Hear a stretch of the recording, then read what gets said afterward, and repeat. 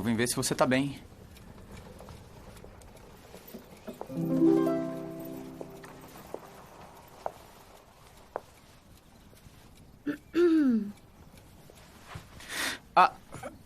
Olá. Eu tava procurando a Reinette. Esse aqui ainda é o quarto dela, não é? Eu fiquei fora por um tempo, não sei por quanto tempo. Reinette, vamos embora! Vá pra carruagem, mamãe, e encontra a senhora lá. É normal, eu acredito, ter um amigo imaginário, mas só durante a infância.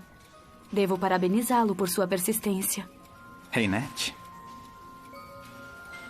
Nossa, você cresceu, né? E você parece não ter envelhecido um só dia. Isso é muito descortês da sua parte. Pois é, me desculpa. Olha, é maravilhoso te encontrar, mas eu preciso ir andando. Nós não queremos que sua mãe encontre você com um estranho, não é? Estranho?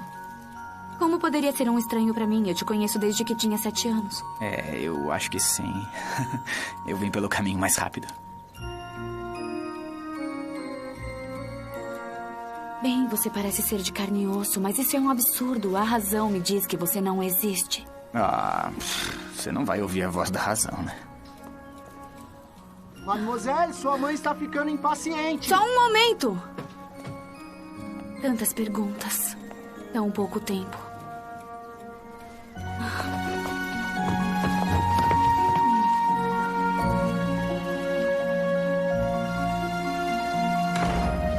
Mademoiselle Poisson!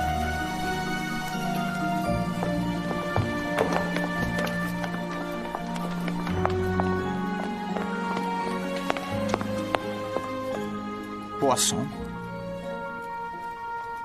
Reinette Poisson? Não. Não, de jeito nenhum. Reinette Poisson, Madame d'Étoile, amante de Luís XV, rainha da França não coroada. Atriz, artista, musicista, dançarina, cortesã, uma fantástica jardineira. Afinal, quem é você? Eu sou o doutor e acabo de beijar Madame Pompadour.